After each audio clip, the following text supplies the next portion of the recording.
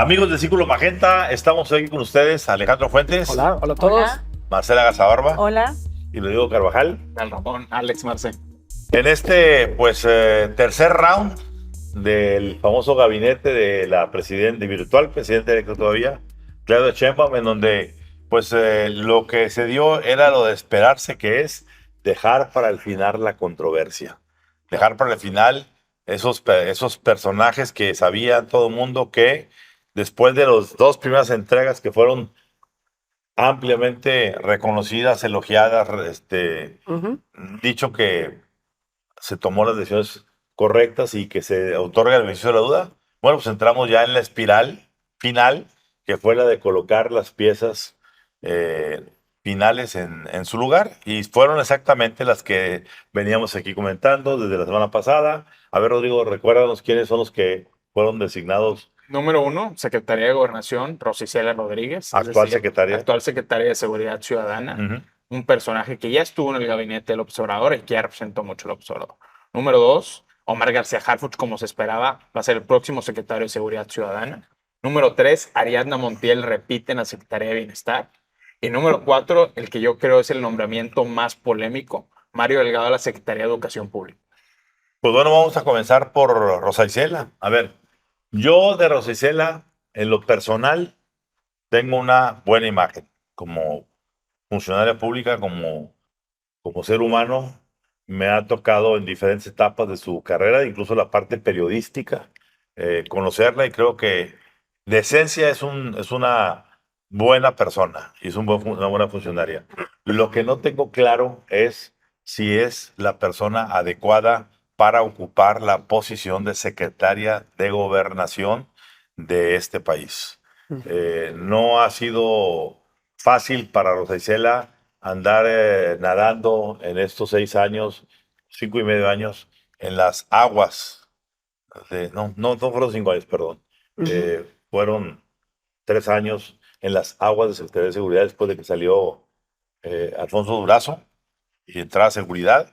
Lidiar con el secretario de la Defensa, con el secretario de Marina, con Audomaro en inteligencia, etcétera. Y de una u otra manera, aunque ella llevaba muy bien los reportes de lo que estaba pasando, a ojos públicos no pasó de ser una vocera de Secretaría de Seguridad Pública que atendía todos los reclamos que hacía el presidente López Obrador. Pero en el territorio de lo que es ser secretaria de Gobernación, pues a mí me parece que lo que subyace ahorita, lo que se siente, es que de una u otra manera López Obrador está dejando ahí en la segunda posición de importancia después de la presidencia un fusible propio de él para que esté reportando exactamente qué va a estar pasando dentro del gobierno del segundo piso de la Cuarta Transformación de Claudia Sheinbaum. Rodrigo. Históricamente la Secretaría de Gobernación es el despacho político más importante del gabinete.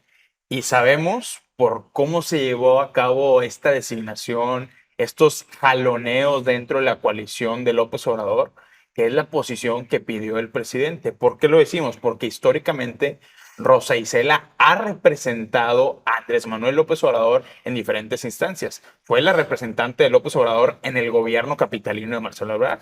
Fue la representante también de López Obrador en el gobierno capitalino de Claudia Sheinbaum primero. Y después ya López Obrador la llamó al gabinete federal. Es una mujer de todas las confianzas del actual presidente López Obrador.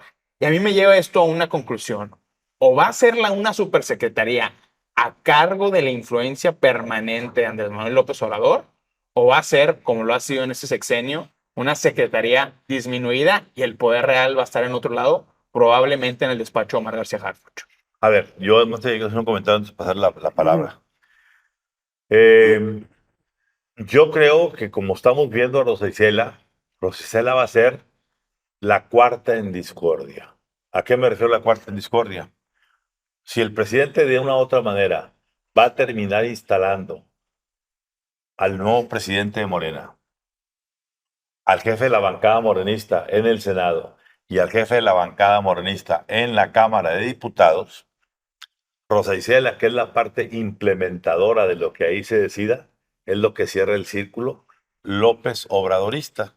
la famosa mayoría calificada, repito, que no va a ser una mayoría calificada para aprobar solamente leyes y estas cosas que estamos hablando del asunto del plan C y la cuestión judicial, no, es para conservar con López Obrador las riendas. Y esos 3 caballitos, que son la jefatura del Senado, la jefatura del Congreso y el partido Morena, pues necesitan un pastor. ¿Y qué hace el secretario de Gobernación entre las cosas más importantes que hace? Pues uno, lidiar con todo lo que tiene que ver con los legisladores. Claro. Segundo, lidiar con gobernadores. Tercero, lidiar con las iglesias.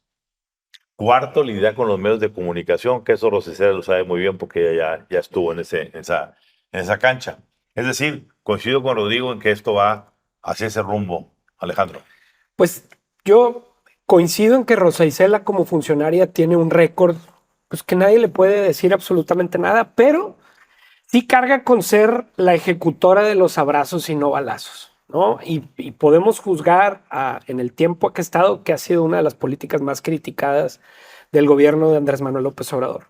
Ahora, si en la Secretaría de Gobernación también se va a implementar una política de abrazos y de no balazos, pues nosotros sabemos perfectamente que en la Secretaría de Gobernación no es así como se hacen las cosas, ¿no? Al revés, ahí a veces son más balazos, y los pongo entre comillas, que abrazos, porque la figura del secretario de Gobernación siempre ha tenido, y sobre todo después de las reformas que le dieron a la Secretaría de Gobernación, un amplísimo poder hasta la parte de seguridad, pues se ha convertido en una de las oficinas más poderosas.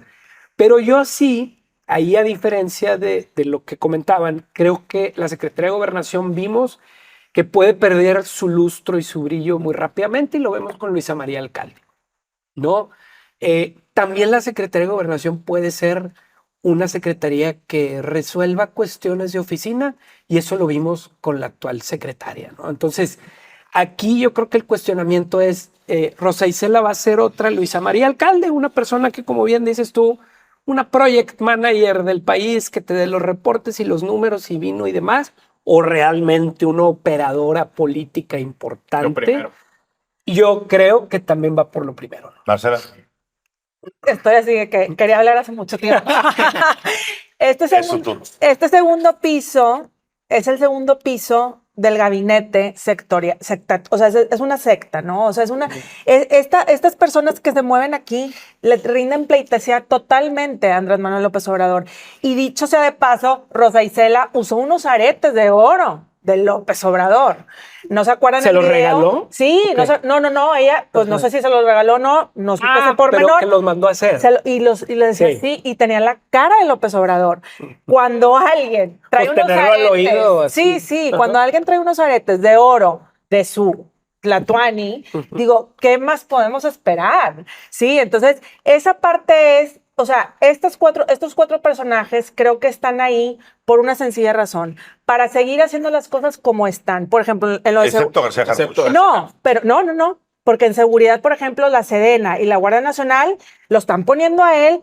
A ver, estamos hablando de que se está militarizando el país. Entonces, García Harfuch ¿qué va a manejar? No es una policía como en el momento preventiva con García Luna. Estamos hablando de algo que se está cosiendo apenas en el sentido de que la Guardia Nacional y la Sedena están ya tan pegadas y tan en conjunto que García Harfuch, ¿cómo va a figurar? ¿Sí? O sea, esa también es una pieza que digo yo, a ver, esto sí son cortinas de humo como para mantener el orden López Obradorista. Es la verdad, es el estatus, creo yo. Yo sí creo que coincido con los puntos que se han dicho de que se ha visto con el tiempo muy disminuida la Secretaría de Gobernación. Sí. O sea, esa dependencia que solía ser un epicentro de madrazos. Sí, ¿Cuál fue el último, por ejemplo? ¿Cuál fue el último que te recuerdas? El último poderoso fue Osorio Chong, Miguel Ángel Osorio Chong, que concitó, a ver, no sé si que sea positivo. No. En la Secretaría de Gobernación se han dado personajes clave de la vida política de este país, para bien y para mal. Sí. Si yo cito dinastías, varios de esos personajes, donde pues el Fernando Gutiérrez Barrios es el epítome del trabajo operativo sucio que el presidente pide, ¿verdad? Y en este caso, pues yo creo que el presidente López Obrador llegó mucho con ese prurito de decir gobernación es un ente ahí medio. Sí, Por eso restarle designó a Olga Sánchez Cordero, Ujú. una expresidenta de la Corte y ministra, pues en esa posición para decir, vamos a tamizar bien y a que sea un centro de reencuentro, donde estaba también como su secretario Alejandro Encinas. Claro. Pero también llegó a haber personajes como Ricardo Peralta, por ejemplo. Eso no, espera, esa es otra parte. Ujú. La terminó convirtiendo en refugio de aquellos que eran perseguidos, no solamente como Ricardo Peralta, como Ignacio Valle, Es correcto. Claro. Segalmex. Como las Entonces, embajadas, de que ahí sí, va. no, pero ahí es un lugar fuchi. donde te Sí, puedes sí, sí. resguardar y te puedes Sí, sí, considerar sí. gobernador. Pero bien lo que dice, lo digo, esa parte de Ricardo Peralta que sigue sin entenderse el por qué. Pero bueno, al final del día lo que estamos hablando es, yo no veo, al menos en este momento, en la personalidad y en el estilo personal de Rosa Isela, ese personaje que vaya a traerle fuerza a Bucareli. Claro. ¿No? Claro. Es, como decimos aquí todos, pues es una parte de esa secta que ya tiene. Y nada más como comentario, Ramón, decía Claudia Sheinbaum que ella no iba a tener un teléfono rojo conectado a la chingada, pero probablemente Rosa Isela sí lo tenga. No, seguramente lo va a tener. Por eso dijimos al principio, ella va a ser las órdenes que pase el presidente de la chingada al presidente Morena y a los jefes de cada una de las bancadas, la que va a checar que se cumplan, como lo estuvo haciendo todo el tiempo aquí en Secretaría de Seguridad. Claro. Eso se Al hace. rato no nada más van a hacer aretes, va a ser un collar. AMLO. Pero bueno, vayamos la segunda designación. Omar García Harfuch. Ese es el nombramiento más disímbolo Así aquí. es. ¿Por qué? Porque finalmente le permitieron a Claudio Sheinbaum tomar su decisión después de que García Harfuch fue primero eliminado. Claudia quería, cuando salió a buscar ya la candidatura, que García Harfuch quedara al frente de la jefatura del gobierno de México. Le dijeron, no hay forma. Y pusieron a Martí Batres. Vetado por el mismo presidente. Vetado López por el Obrador. presidente. Luego vino la petición de que, bueno, que sea el candidato de Morena a la jefatura de la Ciudad de México. Vetado. A pesar de que las encuestas le daban Toda la ventaja. La ventaja. Vetado no solamente por López Obrador, vetado también por el ala izquierda extrema del morenismo. ¿Sí? Claro. Sí. Por eso ese morenismo fue el que se apoderó, ¿verdad? Para poder hacer la dupla Martí Batres con Clara Brugada.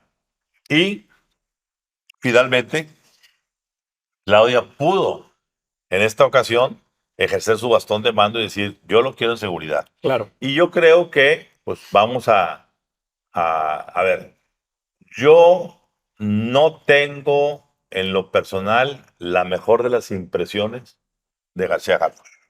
No lo tengo. ¿Por qué?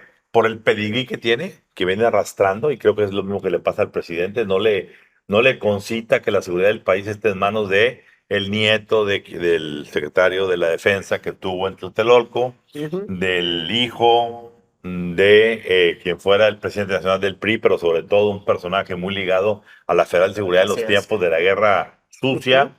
Alguien que en su récord tiene que su medio hermano, Javier García Morales, fue acribillado en las afueras de un restaurante en Guadalajara por el crimen organizado, y que el mismo García Harfuch ha recibido pues atentados bastante fuertes, presumiblemente del cártel Jalisco Nueva Generación.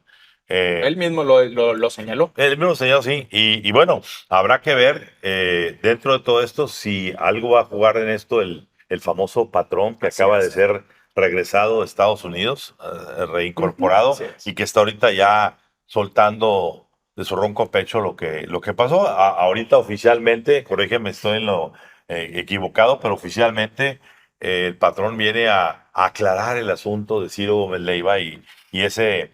Pero alguien por ahí ha dicho reiteradamente que ese atentado, no supuesto atentado, sí fue atentado, pero fue un atentado limitado, que en su momento fue operado por el propio García Harfuch o gente relacionada con García Pues Harfuch. García Harfuch está a cargo de la investigación completa. Ha tomado un control férreo de esa investigación, Ramón. ¿Por qué? Porque se dice que ese atentado lo habrían perpetrado García Harfuch para autopromoverse en el momento en que se le buscaba que fuera candidato a la jefatura de gobierno de la Ciudad de México, para decir, lo vio, lo atendió y lo resolvió O sea, al inmediatamente. estilo García Luna con los montajes. Que un tema importante con el caso del patrón, antes de hablar más del caso García Harfuch, es que el patrón es señalado en estos círculos del crimen organizado como el principal retador de la corona de Mencho como líder del cártel Jalisco Nueva Generación. Claro. Por eso es esta importancia tan fuerte que tiene Armando Escárcega. Sí, lo que se habla es que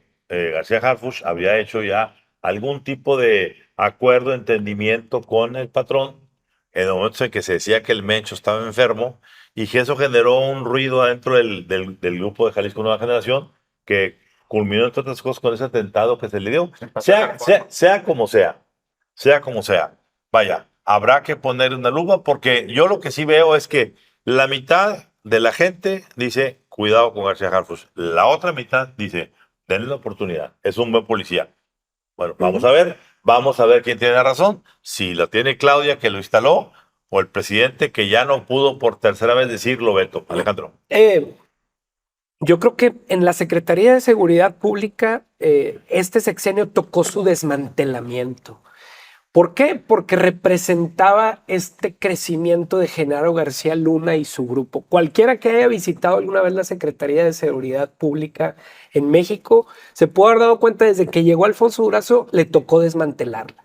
Se veían los pasillos sin gente, se veían espacios sin computadoras. Es decir, a Durazo le tocó esa parte de desmantelarla porque representaba este garcialunismo que el presidente quería desmantelar y quería borrar, y hemos visto que ha sido su obsesión. Y donde también participó García Harfuch. Ese es mi punto. Entonces, a lo que me refiero es, tocó Alfonso Durazo, después Rosa Isela, que ya hablamos, y ahora viene el regreso de los policías. Se extinguieron la Policía Federal primero y ahora regresan Así los es. policías. Entonces, regresan los policías en el rostro de García Harfuch, porque como bien decía Ramón, él viene de esa estirpe de policías formados o su estirpe desde la Dirección Federal de Seguridad, ¿sí? Pero ha tenido relaciones, un policía real, es un policía que investiga, es un policía que llega a los lugares donde hubo asesinatos o donde le gusta ese tema. Y yo voy un poquito a lo que dices tú, Marcela. Va a ser muy interesante cómo García Harfuch se enfrenta a una secretaria de seguridad sin dientes. Porque cualquiera el que puede ir a las oficinas, no existe gente en las oficinas, ¿sí? Sin investigadores, sin recursos, y empezar a ver cómo se va a enfrentar o cómo va a convivir con esas fuerzas militares que se quedaron con todo lo que alguna vez tuvo García Luna, ¿no? Entonces creo que se me hace interesante ver cuáles van a ser esos primeros movimientos que va a hacer García Harfuch como un profesional de la seguridad y como policía que es. Porque preparado está, o sea, como lo estamos diciendo en la mesa, preparado está, guapo está porque tiene su club de fans. Digo, no guapo, yo no digo que esté guapo, pero dicen es que está guapo. Tiene look de serie de televisión de policía. Claro, pues de María Forte. Sí. Claro. Pero aquí el punto es, ¿lo dejarán? Porque yo sí creo que el país, y creemos, y lo hemos dicho en esta mesa, se ha militarizado y se va a militarizar aún más con esto de la Sedena, la Guardia Nacional. Entonces, los policías, la policía preventiva, donde él está muy especializado en esa parte, ¿en qué lugar van a quedar? ¿Lo van a dejar o qué va a manejar? Como tú bien lo dices, no hay nada. Físicamente, detrás menos. Entonces, a ver, esa parte que dice Alejandro, que tú comentas también, yo creo que el presidente en funciones, en este caso la presidenta en funciones, le tocará empoderar o no empoderar a García Harfuch. El beneficio de la duda, vamos a ver si sí. Ese es mi punto. Sí. García Harfuch, desde mi punto de vista, se va a convertir en el primer gran conflicto entre la esfera de influencia de López Obrador y la esfera de influencia de Claudia Sheinbaum. ¿Por qué? Porque en este momento el proyecto de seguridad de Claudia Sheinbaum se puede definir por una palabra que es esquizofrenia. Por un lado dicen, quiero hacer lo mismo que me dio resultados en la Ciudad de México, que fue un proyecto que marginó por completo a los militares en la Guardia Nacional. Y por otro lado dice, estoy a favor de la reforma a la Guardia Nacional, donde el principal cuerpo policial de este país, que es la Guardia Nacional, se le transfiere a un mando militar bajo la Secretaría de la Defensa Nacional. ¿Cómo ha intentado resolver esa parte Claudia Sheinbaum? Bueno, ya filtró que se va a crear una nueva agencia de inteligencia con capacidades de investigación que va a estar bajo el control prácticamente de Omar García Harfuch. Y aquí hay dos grandes damnificados. Por un lado, la fiscalía, porque en este momento la Constitución te dice solo las policías ministeriales pueden hacer trabajo de investigación. Entonces, se minimiza el poder que va a tener Alejandro Gertz Manero. Y por otro lado, los militares, empezando por el general retirado Adolfo Martínez Zapata, titular del Centro Nacional de Inteligencia, porque toda la inteligencia que se hace en este país, en el gobierno de Manuel López Obrador, es militar, a pesar de que la Constitución lo prohíbe. La inteligencia civil prácticamente murió en la 4T. Pues, claro, y entonces eso es va el conflicto. O sea, ahí va a ser el meollo del asunto. Es bien interesante lo que dices, porque quizá podemos ver ese eterno enfrentamiento que se da en Estados Unidos entre la CIA y el FBI, ¿no? Exacto, que a pesar de que nacen estos dos una rivalidad de agencias y ha muy mantenido una rivalidad fuertísima. Bueno, porque nos faltan con más comentarios para no extendernos, pero yo creo que va a ser, tendremos en este sexenio algún encabezado que diga de García Luna a García Harfuch, Veremos. de García a García, Ujú. ya lo veremos. Muy bien. Tercer nombramiento, para mí, el más controversial de todo. No entiendo, como dicen los americanos, mi no comprende que vio Claudia Sheinbaum, si es que Claudia Sheinbaum lo nombró, en Mario Delgado para designarlo secretario de Educación. A ver, ¿dónde está el bagaje pedagógico de Mario Delgado? Vamos a tener entonces materias como Huachicol 1, Huachicol 2, Huachicol 3, maestría en pipas y transporte por la frontera para pasar combustibles. Financiamiento de campaña. Y doctorado. Ilícita. No, y doctorado. ¿Sí? El buque tanques que vengan de Texas a No, a ver, qué horror. ¿qué le dieron a Mario Delgado? ¿O es una deuda? Ese es el punto, Marcela. Ay, me quitaste la palabra, pero muy bien, está bien. Hablé cuando quería hablar. No.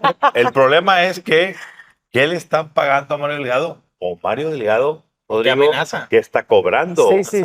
O es una deuda o es un cobro, que para fin práctico es lo mismo. Sí. El señor tiene demasiada información y ya hablaremos del tema más tarde. Pero poner al principal político guachicolero de México al frente de la Secretaría de Educación es un insulto a la inteligencia de todos los mexicanos. Claro. A ver, la jornada en una rayuela lo advertía y le ponía un mensaje directo a Claudia Sheinbaum. ¿Cómo es posible que se esté considerando a este neoliberal, porque recordemos que es un economista del ITAM, en la Secretaría de Educación Pública tan importante para nuestro movimiento, decían ellos? Pero yo esto lo veo perfectamente consistente con lo que ha sido la carrera de Mario Delgado, porque Mario Delgado ha estado donde está el dinero. Estuvo en la Secretaría de Finanzas del gobierno de la Ciudad de México. De donde se llevó una tajada grandísima con la línea 12. Grandísima con la línea 12, que alguien vaya a revisar las cuentas de algún fondo por ahí en Singapur y se va a encontrar muchas sorpresas. Estuvo posteriormente en la dirigencia nacional de Morena, primero cooptando a los consejeros en esa batalla férrea contra Porfirio Muñoz Ledo, que el propio Porfirio Muñoz Ledo denunció los inicios de lo que sería esta trama gigante del huachicol fiscal, estos 400,000 millones de pesos que no se han entregado al SAT. Y ahora, pues en la Secretaría de Educación Pública, que después de la Secretaría de la Defensa Nacional es la dependencia más importante del gabinete en términos de dinero. Marcela. Pues nada, un presunto criminal va a llevar la educación de nuestro país. O sea, ese es el punto. O sea, un presunto criminal, ¿qué va a hacer para rehacer el daño que han hecho Morena y los suyos en este país con la educación? Ahorita no hay escuelas de tiempo completo, no hay guarderías, no hay niños estudiando en las aulas porque no hay aula. Lo hemos dicho 1000 veces aquí, y la educación está rezagada, no 8 años, 20 años o más. No les interesa, claro. No, entonces lo que quieren es, si van a poner programas sociales y que les den la tarjetita al que no estudia y qué tal, pues obviamente lo puede hacer Mario Delgado, y más es un presunto criminal. Pero ¿y todo lo demás qué? Vamos a hacer un país de dádivas en donde un presunto criminal lleva la educación, y eso va a ser la educación de nuestro país. Ese es el futuro de México. Ese es el futuro de México y es lo que más duele, creo yo. Sí, huachicolear. Alejandro. Sí sorprende, porque siendo Claudia Sheinbaum uno de sus principales diferenciadores es ser una científica, una persona muy preparada, que viene de las aulas, que su trabajo lo hizo en las aulas y en el activismo político, hasta convertirse presidenta del país, pues sorprende mucho que Mario Delgado sea nombrado secretario de Educación Pública. Y hay varios factores. Uno, venimos saliendo de una pandemia que los datos están ahí, retrasó a los niños y a los jóvenes de este país muchos años en términos de lectura, en términos de matemáticas, en términos de todo tipo de habilidades que se necesitan. Yo recuerdo alguna vez haber estado entrevistando a Esteban Moctezuma cuando recién había llegado a la Secretaría de Educación Pública y él mismo confesaba y decía, es tan profundo el impacto que tiene la Secretaría de Educación Pública en el país, en todos los rincones de este país. Y decía, simple y sencillamente para regalarle un lápiz o para darle un lápiz a todos los niños que estudian, es una logística. Él mismo se decía sorprendido por la influencia y la complejidad y el compromiso que tiene que haber dentro de esas oficinas para que la educación de este país se mueva. Es un país gigante con maestros comprometidos, con grillas, con políticas, con, como dices tú, salones maltratados, pero escuelas con grandes historias. Mario Delgado no es una persona que inspire que en este país haya un buen rumbo en la educación. Se acabó. Como yo lo digo. Pues conclusión y... De Mario Delgado. de Mario... Espérate, Bueno, está bien. la conclusión de Mario Delgado es, pues van a venir problemas muy serios con el magisterio, al menos en la parte del Sindicato Nacional de Trabajadores de Educación, este sindicato que alguna vez dirigió el Bester Gordillo, está muy bien planchado porque podemos revisar los contratos federales a nombre de Alfonso Cepeda, el titular. A ver, Rodrigo, no es casualidad de que casualmente un día antes de que van a nombrar a Mario Delgado secretario de Educación, le saque el SAT tarjeta roja al Bester Gordillo diciendo, Así nos es. debe Sí, 21 millones de no, pesos. no, es que eso Podemos ya- perseguirte si te opones a Mario Delgado. Porque había Yo estoy Cepeda en las sí. listas plurinominales Buen con punto. contratos federales personales para él y para su familia, pero el problema, ojo, va a estar en la Coordinadora Nacional de Trabajadores de Educación, Sí. porque eso sí se va a convertir en un dolor de cabeza y vamos a ver si Mario Delgado, el neoliberal y tamita economista, va a poder lidiar con ello. Pues miren, cerrando la parte esta educativa, yo siento que entre el binomio Mario Delgado y la familia Concheiro que tiene Sí, el controlada la educación, adoctrinamiento. señores, está garantizado para la 4T algo que es muy importante, la fábrica de pobres. Porque si el primero son los Exacto. pobres, hay que generar pobres. Totalmente. Gente ignorante, gente que no tenga futuro, gente que no aspire a movilidad y gente que cuando ya tenga cierta edad reciba su tarjeta para que el gobierno lo siga manteniendo. Bueno, y pasamos a la última Que es parte de... que es parte de la secretaria de El bienestar. bienestar, Rodrigo. Ariadna Montiel, la que repite, porque se queda en la misma posición. Y no olvidemos que en el contexto del proceso interno para definir la candidatura presidencial de Morena, Ebrard denunció que esa secretaría, a cargo precisamente de Ariadna Montiel, operó políticamente para desviar recursos a favor del proyecto de Sheinbaum. ¿Dónde quedó esa investigación? ¿La No está. desecharon? No está ¿No la guardada. desecharon? Está ¿Está guardada? Bueno, eso revela el cuerpo entero.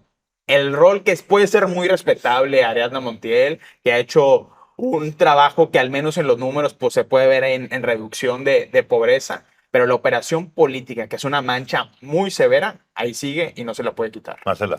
Pero es que la estrategia de dar dinero y dar dinero, pues nos falta dinero al mexicano. Es sostenible también. Exacto. No es sostenible, pero siempre van a extender la mano para el dinero. Entonces, esta es la estrategia de la 4T. La 4T quiere que la educación, etcétera, se concentre en lo que lleva Ariadna Montiel, que son las tarjetitas del bienestar para que te sigas formando, los programas que hasta se dobletean. Ahí está Delfina y se dobletea con lo de Ciudad de México, con lo de acá, se reparten doble, no tienen ni estrategia, ni pies ni cabeza. Si acá le dieron 3,000 pesos, acá también le están dando 3,000 pesos. O sea, no llevan la contabilidad de cada programa del bienestar de una manera correcta. Entonces, desde ahí, pues bueno, yo voy también al área conurbada a cobrar mi tarjeta y acá también, pues ya tengo más de 6,000 pesos. No voy a... Entonces, ahí el punto es, como que dijiste... les ha rendido frutos políticos. Sí, El tema bueno, es ¿a quién la no? Con restricción el dinero de los impuestos, etcétera. Pero aquí el punto es lo que dice Ramón. La fábrica de pobreza en este país es lo que va a reinar y lo que va a seguir reinando, porque eso le da a Morena y a la 4T lo que tiene ahora, que es el poder. Alejandro. Creo que la Secretaría del Bienestar tiene como dos medallas de cierta forma. Recordemos que era la Sedesol. Y si había escándalos de corrupción Sí. y de generación de contratos, de escándalos, fue en la Sedesol, sexenio tras sexenio. A quien ponían en la Sedesol era un personaje que se iba a hinchar de dinero, él y todos sus amigos. Ariadna, tenemos que reconocer que la Secretaría del Bienestar, claro, ha habido muchos cuestionamientos, pero no se ha conducido como la Sedesol de otros años. Esto por la parte positiva. La parte negativa es que no creo que el bienestar para el país sea Claro, efectivamente esa política de dar tarjetas. Entiendo perfectamente que se haya decidido por emparejar a los más pobres de este país con un cheque, con una tarjeta y demás, pero creo que Claudia Sheinbaum, y yo esperaría que hubiera una evolución en esa política. Si el presidente llegó para emparejar un poquito el piso, que creo que lo hizo de cierta forma, olvidándonos de la parte de dádivas y política, espero yo de la nueva presidencia una nueva visión de cómo damos bienestar al país y que no sea a No, y través más de eficiente, ¿Cuál es la porque el definición espacio del fiscal ya no es el bienestar? mismo. Exacto. A mí, Totalmente. nada más para cerrar este segmento, no sé por qué cuando se ratificó Ariadna Montiel en esta posición, se me vino a la mente Sí. el exsecretario Ursúa. Que en Carlos paz Ursúa. descanse, Carlos Ursúa. Que en paz descanse. Aquel personaje que en su momento denunció públicamente cómo estaban siendo desviados o alterados los números Sí. de los beneficiarios de ciertos programas sociales. Sobre todo de adultos mayores. Exactamente. Entonces, yo creo que la repetición de quien ya llevó este sexenio el área del bienestar no es sino la consolidación para decir, no le muevan, hasta nuestra ahorita no nos estrategia. han agarrado Sí. nada, lo que Eso. pudo haberse Sí, agarrado totalmente. ya está allá donde tiene que estar, Claro. haya sido como haya sido, y por lo pronto vamos a seguirle en neutral hasta donde tope. Por lo pronto, conclusión es, si bien los primeros dos anuncios de gabinete dieron calificación de 9 y 9, Mm. para no dejar el 10 para para hacerlo perfectibles, pero 9 y 9 es muy buena calificación. Yo creo que esta tercera, su mejor opinión, yo le daría, ¿cuánto le darías tú, Rodrigo? Pues por puras matemáticas le daría un 3 porque es Andrés Manuel 3, Claudia 1. No, yo creo que esta parte nos mostró la influencia de Andrés Manuel López Obrador y le doy un 3 igual, me quedo igual. Yo un 4 por la 4T, porque es todo 4T. Bueno, yo me quedo con un 5, observando, no le doy el pase, Ajá. 5 es reprobado, esta tercera parte sí quedó reprobada. Entonces, si sumamos 9 y 9, 18 y 5, 23 Ujú. entre 3, ¿sí? Ujú. Nos toca un 7 y fracción. Pero para Mario Delgado eso está súper bien. No, bueno, no, para Mario eso sí, le Sí. hicimos la curva y pasó. Muy bien. Bueno, el siguiente tema inevitable, porque esto ya está rayando en agresiones muy directas, muy personales, muy frontales, es este zipizape que se dio esta semana entre la ministra Yasmín Esquivel. Yasmín Esquivel, la ministra acusada en su momento de plagio de tesis, pidiendo la salida de la presidenta de la Suprema Corte, que es Norma Piña, este personaje que ha estado bien instalada en su posición y diciendo a mí no me van a doblar. Y de una u otra manera yo insisto en que, pues hombre, no le queda a Yasmín Esquivel ser la persona que tenga la calidad moral para poder exigirle a la presidenta de la Corte que deje su posición, que porque ella no representa los intereses para poder aglutinar todos los diálogos que tengan que darse para la futura cambio del proceso judicial, el famoso Plan C y todo lo que se está haciendo. A ver, primero, no tiene esa calidad, puesto que sigue vigente la duda sobre el plagio de sus tesis, no una, dos tesis. Así es. Y ni la UNAM, ni la Secretaría de Educación, ni nunca nadie dio ningún veredicto final sobre ese asunto de Yasmín Esquivel. Por tanto, hombre, Yasmín, calladita te da bonita. Claro. Y irse contra Norma Piña implicaría para mí que alguien le pidió, ve y haz el favor y vete sobre ella. Sin duda. A ver, recordemos algo. Si Norma Piña está en la presidencia de la Suprema Corte es porque el consenso en la Así es. Corte la designó ahí y están contentos con ella. Y es una defensora de lo que está haciendo. Que no obedece los designios de Tatlani Mayor, que es López Obrador, como sí lo hacía Arturo el Saldívar. compañero Arturo Saldívar, que iba al despacho presidencial cuantas veces era A recibir convocado línea. y llamado, bueno, pues a consultar, o a recibir línea o a pedir permiso, lo que sea. Pues ya lo vimos. ¿En qué terminó Arturo Saldívar? Terminó siendo se enredó en la bandera de Morena y ha hecho grandes ridículos políticos en donde la gente ya, yo creo que Claudia no sabe dónde colocarlo, no sabe dónde ponerlo. Hasta ahorita oficialmente no ha No ocupado tiene ninguna posición, ¿verdad? Hubiera sido bueno que fuera en este grupo porque sería lo Claro, mismo, sería el los mismo grupito. obradoristas. Más papista que el Papa, diría. Exactamente. Entonces, en este caso, yo creo que los ánimos se están exasperando, se están llevando a límites un poquito más arriba, en donde la confrontación se les puede desbordar y muy pronto, porque por un lado tenemos a todos los colegios de abogados, a las instancias serias, Ujú. académicas, de Claro. investigación, que están diciendo no hay lugar para que elijamos jueces, magistrados, No. ministros de la Corte por elección popular, número uno. Y segundo, está muy claro los vatos que están. ¿Sí, Alejandro? El presidente sabe bien cómo crear explosiones desde adentro y ya debería ser algo que nosotros deberíamos estar acostumbrados a ver. Lo ha hecho en el INE, lo ha hecho en el INAI, ahora lo está haciendo en la Suprema Corte. Ha de estar, el presidente se ha de estar lamentando de haber sacado o haber presionado para que saliera Saldívar y lo hubiera dejado mejor adentro. Aquí es bien importante y hay que recordar, hay una cosa básica que se nos olvida y se llama equilibrio de poderes, ¿sí? Y tenemos que decir y tenemos que recordar que el haber ganado votos, una muy buena cantidad de votos, esta administración y esta corriente política de Morena no da derecho a inmiscuirse en los otros poderes. El hecho de que ya nos Y ojo, parezca... ganaron solo el 54% de los votos del Congreso. Así es. El hecho, la cosa es que estamos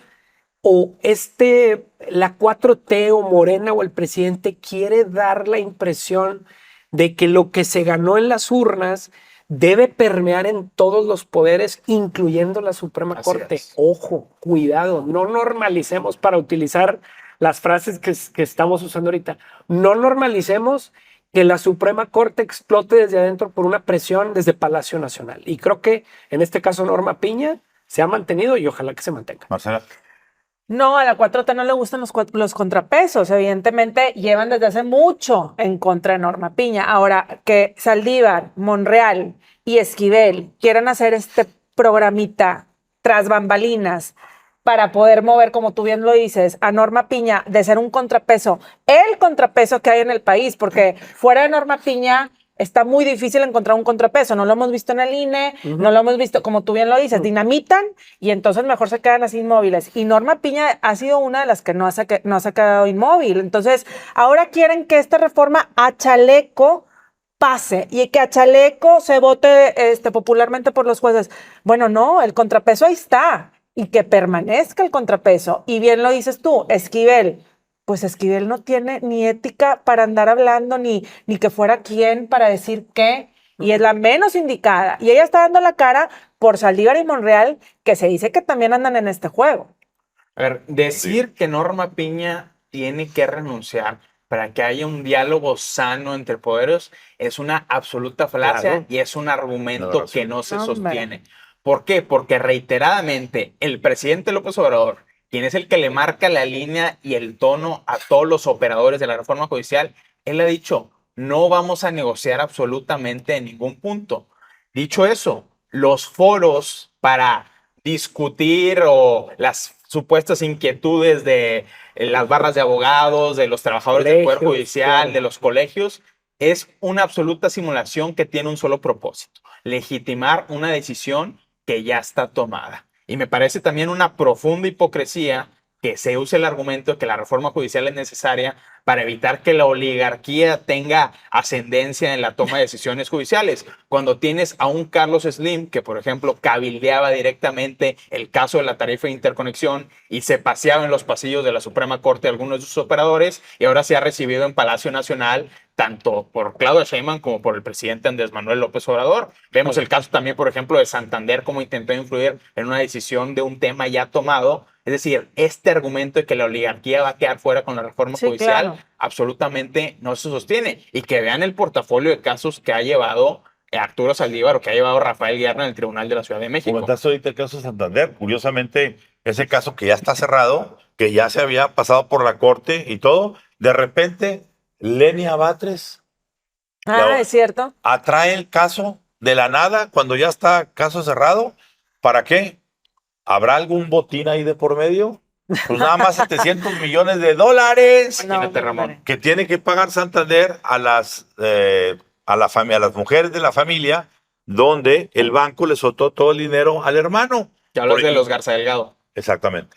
Pero aquí hasta el presidente ha salido públicamente a decir, a Urbi et Orbi, hablando de los líos familiares, etcétera, y de pronto una morenista ministra llega y ella, todos dicen, ya no va, ya lo juzgamos, ya salió 3 veces, ya no da. O sea, una Batres defendiendo un banco multinacional. Así es.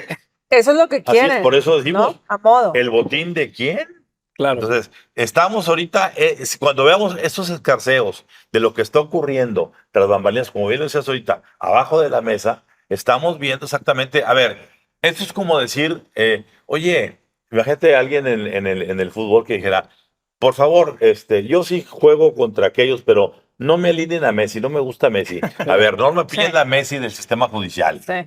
Les guste o no les guste. Es la goleadora del otro lado del equipo. Claro. Ellos quieren un equipo a modo, modosito, sabrosito.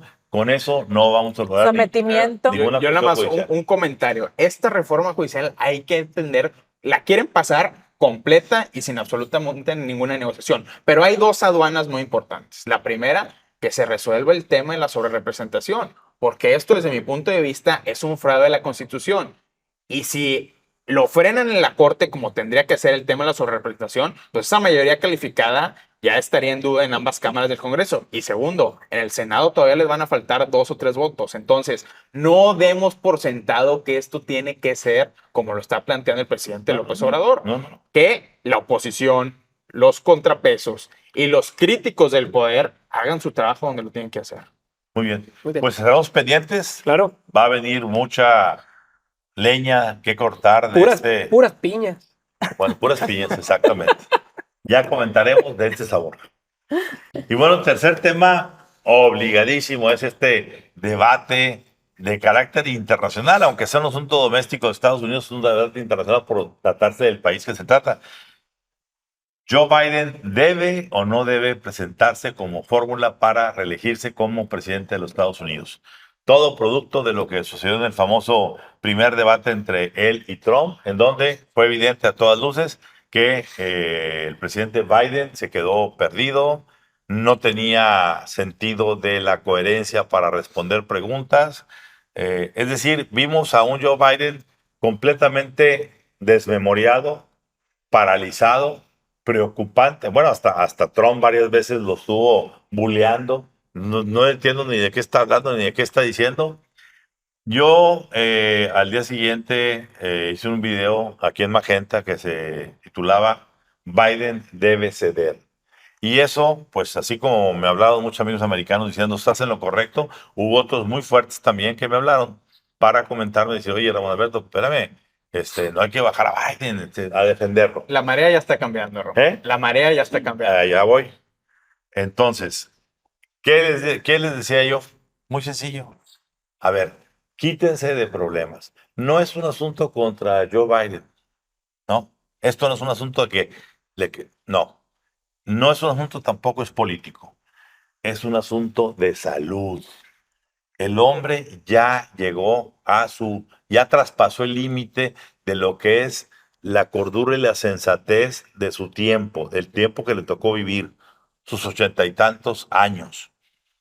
Yo les decía, y lo pongo en la mesa como ejemplo, A ver, si ustedes tuvieran un equipo de fútbol americano y van a jugar el Super Bowl y tienen un quarterback que horas antes del partido se dan cuenta que ese quarterback, debido a tantos golpeteos y todo el juego y todo lo que ha tenido, se le está llenando la cabeza de lagunas mentales que pueden alterarse en cualquier momento, especialmente bajo los momentos de alta presión.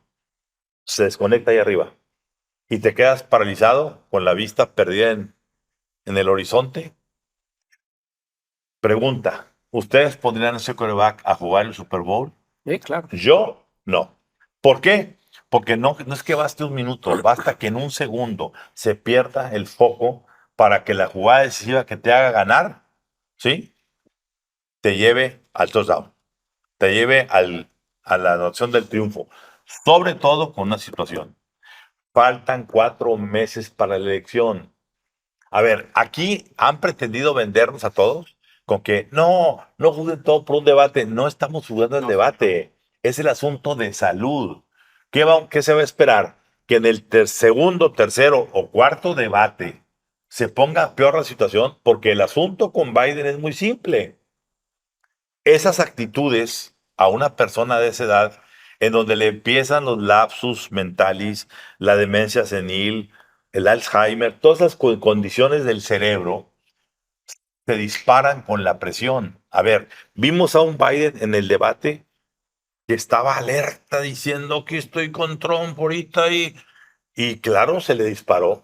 Vimos a un Biden al día siguiente sin presiones, leyendo un teleprompter con un discurso normal. ¿Qué hizo? Un señor discurso. Ah, toda la gente que lo apoya dicen, ahí está, es bueno, no lo juzguemos por un incidente. No es el incidente, es que ese incidente en cualquier momento se puede repetir. Lo más importante, olvídese de la elección. Si el señor es reelecto presidente, la pregunta de fondo va a ser, cuando haya una crisis, imagínate que le avisen un día al señor Biden, el señor Putin acaba de picar un botoncito para lanzar una bomba atómica sobre ¿Qué Ucrania. hacemos, señor presidente? Y va a quedarse así. Cámara. ¿Verdad? No, va a quedarse así. ¿Qué está evidenciando? Y aquí paro para empezar la discusión. Está evidenciando que el Estado profundo es el que se quiere quedar de fondo con el control del gobierno americano. ¿Por qué? Porque le sirve todavía como, voy a decirlo muy quizá groseramente, pero tenemos que a veces dramatizar para entenderlo. Se están quedando con el demente útil Claro. para poder gobernar lo que ellos quieren gobernar, Rodrigo. A ver, Ramón, ya no hay vuelta atrás después de lo que vimos en el debate. Aún, a ver, yo comparto 100% tu diagnóstico. Biden no está en las condiciones neurológicas para ser presidente de Estados Unidos. Punto. Pero aún si lo estuviera, ya millones de personas vieron ese debate y no hay nada que puedas hacer para convencerlas de lo contrario. En ese sentido, si mantienes a Biden en la boleta, es una elección perdida. Eso nos lleva a una segunda pregunta que es, bueno, entonces, ¿quién puede sustituir a Joe Biden? Porque lo que dicen sus promotores es, él es el que tiene la mejor nivel de encuesta frente a Donald Trump. Sí, porque los demás no han hecho todavía campaña. Y aún así, pero esto puede La cambiar. encuesta donde salió Michelle Obama A ver. con 10 puntos arriba de Trump. Es la mejor. Una encuesta de MSNBC que dice el 72% de los estadounidenses no quieren a Biden como candidato. Eso es un mandato explícito y tremendo. Entonces, por primera vez en el mercado de predicciones de Bloomberg, ahora es más probable que Kamala Harris sea la candidata y no Imagínate. Joe Biden. Se están acomodando las cosas en el estado profundo, como bien lo comentas, para que Kamala Harris sea quien la sustituya. Hay un problema. Kamala Harris tiene peores números que Joe Biden. Sí, claro. Y yo creo que quien lo ha puesto de mejor manera para explicarlo es James Carville, quien llevó a la presidencia a Bill Clinton, fue su principal asesor político. James Carville dice, a ver, señores, funciona mejor un Biden comatoso que una Kamala Harris, porque los estados que están en disputa son precisamente donde se exhiben las fuertes debilidades de Kamala. Ann Applebaum, otra escritora muy prominente en The Times, dice, a ver, yo les planteo una solución aún mejor. Realmente esta elección se va a resumir en 3 estados, Wisconsin, Pensilvania y Michigan. Señores, escojamos como candidato presidencial a uno de los 3 gobernadores demócratas de este estado. y eso nos va a llevar hacia adelante. Y ojo, no lo hagamos automático por dedazo porque va a haber denuncias de que esto no fue democrático. Hagamos una primaria abierta como fue en 1968 y toda la atención mediática la vamos a tener nosotros y no la campaña de Claro, Donald Trump. por supuesto, ocupa los espacios de los Ocupa primeros los planos, espacios de los primeros Marcela. planos. Como dicen los americanos, estamos 4:45 y ya va a pasar la elección. Entonces, aquí la cuestión es, pues estamos ante una elección senil, como bien lo dices, porque Trump también es una persona criminal y aparte, El senil y el criminal. y el criminal, ¿verdad? Pero las portadas están, me encanta la portada, por ejemplo, de The Economist, que sale con un Un andador. andador. Is he ready to run the country? O sea, y Un el de- andador con el sello Sí, con el presidencial. sello presidencial. Diciendo más para aclarar, no se puede manejar a sí mismo. No, puede ¿cómo va a manejar un manejar? país? Exacto. Y el de la de Time, que dice Panic, que sale Biden, se está saliendo por la derecha. Yo hubiera puesto entrando Trump también Panic, porque ese es el punto. Aquí el punto es, hoy en la mañana veía en todo esto de Daily Shows y todo esto que ponen, que entrevistan a una republicana y le dice la republicana al entrevistador, le dice, yo ya estoy hasta acá de Trump, hasta acá. Todo lo que ha hecho con lo de Stormy Daniels, con esto, con otro, yo ya no, Trump ya no, por eso. Pero entre Bien. Biden y Trump, ¿vas a votar por quién? Por Trump. Claro. Y ella Y le misma, entiendo. ella misma se contradecía. Entonces, ese es el punto. Aquí Fox News ahorita está aplaudiendo y sacando los fireworks el 4 de julio porque Trump es el victorioso el día de hoy.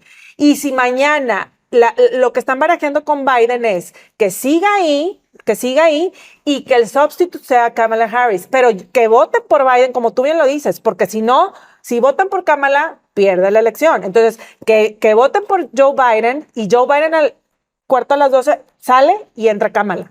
Esa es la baraja que están poniendo. A mí me llama mucho la atención porque sabemos que los estadounidenses son unos ingenieros de las elecciones y son unos científicos de medir y tomar decisiones en cuanto a la opinión pública.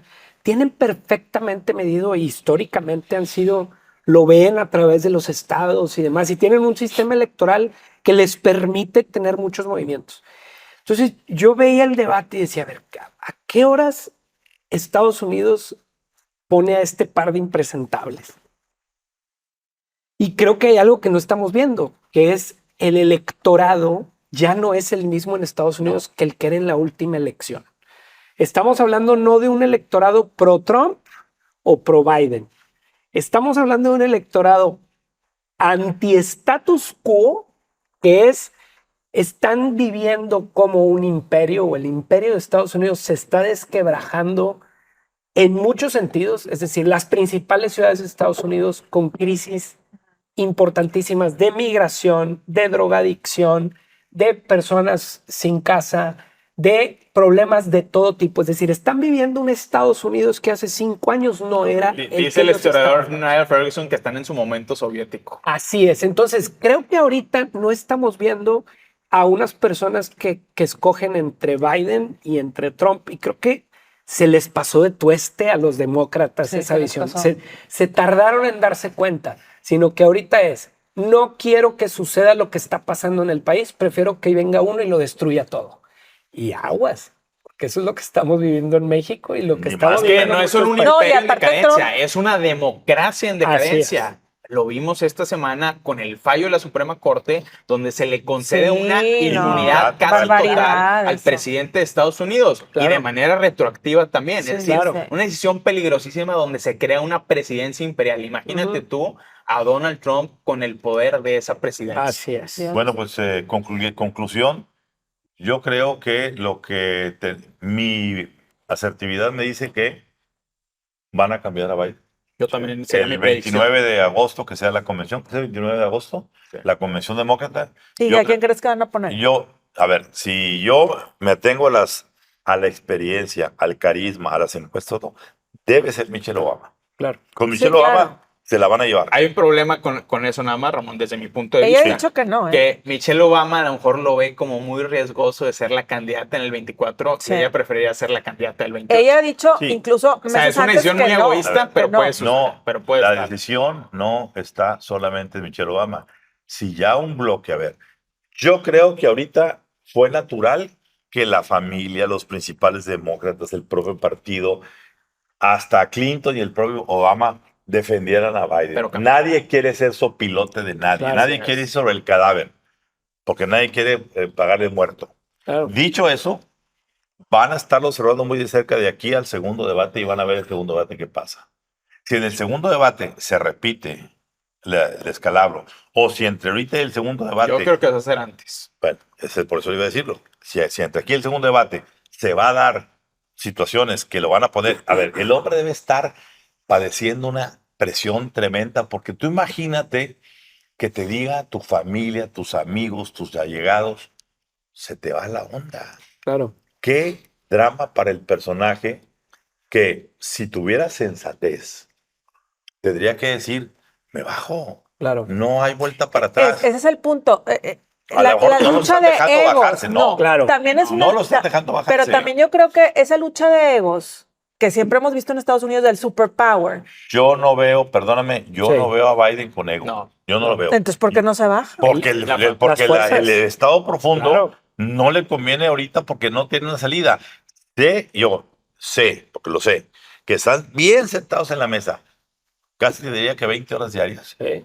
haciendo todo tipo, lo que decía Alejandro, todo tipo de what if, ¿qué pasaría si ponemos a esta? ¿Qué pasaría no si está ponemos la a esta? ruta. Pero para mí, Ramón, lo que dices tú es, ya hay 3 personajes que de una u otra manera se han pronunciado, que a mí me avisan que yo creo que sí se va a dar este cambio. Uno, Jim Clyburn. Jim Clyburn es el único senador al que le hable de tú a tú el presidente Joe Biden, que dice, yo quiero mucho a Joe, pero probablemente es tiempo de que vaya a ser otro. Ron Klain y James Saki, quien trabajaron para Joe Biden en la Casa Blanca, que primero salieron a defender a Biden, pero después dicen, señores, a lo mejor va a ser tiempo de que empecemos a discutir nuevas opciones. Y tercero, Barack Obama, que no lo dijo él explícitamente, porque él, como puede. dices tú, no le puede clavar No, el no, cuchillo no. a su amigo por la espalda. Pero sí lo dijeron sus 2 principales asesores, John Favreau y Ben Rhodes, que salieron a decir de manera muy vocal y enfática, Biden no puede ser el candidato. Claro. A ver, está claro, lo que están permitiendo a Biden es darle el privilegio Claro. de que él sea el que diga yo me bajo, no me El bajaron. argumento. Y es la única claro. manera por cómo está conformada la Claro, convención. También. por eso, él lo que va a llegar a decir, señores, tengo que bajar. Que sea insostenible. Sí, pero él que lo diga, Claro. no que lo bajen, Claro. porque bajarlo sería denigrante Así es. para él. Sí. Entonces yo creo que están observando, van a esperar el siguiente y la presión bajo que está sometido Joe Biden le va a obligar invariablemente a cometer otro desaguisado. Y aquí lo estaremos comentando. Bueno, y el último tema que nos toca, y es muy lamentable el estar viendo cómo el presidente López Obrador insiste una y otra vez en estar atacando, persiguiendo, defenestrando a los periodistas, a los medios de comunicación, a los medios de comunicación, y en este caso, pues le sigue tocando a nuestro colega Carlos Loret de Mola, el que oficialmente la Unidad de Inteligencia Financiera ya haya salido a reconocer que no vamos detrás de Carlos Loret, vamos detrás de Latinos. Porque ahí se está lavando dinero, porque hay 14 millones de pesos que no detectamos. A ver, señores, Unidad de Inteligencia Financiera, no se dieron cuenta de los famosos 400,000 millones de pesos de evasión de impuestos para el huachicol fiscal que hemos denunciado aquí en Código Magenta. ¿Dónde están las investigaciones del señor Pablo Gómez? ¿Dónde está un pronunciamiento que se diga el dinero que agarraron Ricardo Peralta, Mario Delgado, Erasmo González, Américo Villarreal? ¿Qué está sucediendo? Claro. Es que esa es la pregunta. Esa pregunta es, Sí. ¿están persiguiendo los 14 millones y están olvidándose de los 400,000 no millones. 14, no 140, no 14,000, no 140,000, 400,000 millones? Sí. ¿Dónde está aquí la justicia en este país? Y lo están haciendo, ¿por qué? Porque es una entidad que no favorece al presidente. Presidente, ¿harías lo mismo en su momento con periodistas de la jornada? Con todo respeto, son colegas, pero no los tocarías. ¿Por qué? Porque ellos sí hablan bien de ti y porque Loret y la gente que colabora en Latinos, que también fue exhibida por el presidente de manera impúdica, de manera anticonstitucional, Así es. violentando la ley porque nadie tiene derecho a exhibir los ingresos de nadie. a no ser porque estés en un lío fiscal importante y tenga que exhibirse. Pero aquí la pregunta es, ¿hacia dónde vamos con esto? ¿En dónde va a desembocar este asunto? Marcela. Yo nada más pongo una pregunta. ¿Cuándo fue la última vez que se vio una investigación o leyeron o vimos o escuchamos que están investigando a un grupo delictivo en este gobierno? En todo este sexenio. Ninguno. Ni a los cárteles. Por ni al eso, a huachicol. un grupo delictivo. O sea, no hay investigaciones. Hay investigaciones para los medios de comunicación, para el periodista, Entonces, eso te habla de un país empobrecido en cuestión de libertad de expresión, en cuestión de que la soga aquí a la gente que habla del contrapeso, y que eres amigo de los presuntos delincuentes, de los presuntos criminales. Entonces, ahí está. Yo ahí lo dejo porque la verdad es que gastamos saliva en este tipo de cosas que hay que defender la libertad de expresión y por ende el colega Loret de Mola. Yo solo te amplío a decir amigos o cómplices. Claro. Alejandro. El reformador tendría que ser reformado, y hablo del presidente. Es muy impresionante ver cómo, por un lado, el presidente defiende y promueve una reforma judicial para quitarle el poder a las oligarquías un día, y al otro día la oligarquía política que vive en Palacio monta su propio juzgado, y el presidente dice una cosa, y luego pásele el fiscal de la UIF y dice otra cosa, y luego Jesús Ramírez tuitea la lista de los sueldos y las personas Sí, no. que reciben sueldo en latinos. A ver. Es en serio de risa cuando el presidente está defendiendo y está empujando que porque la ley y la justicia en este país no funcionan, hay que quitar a los magistrados.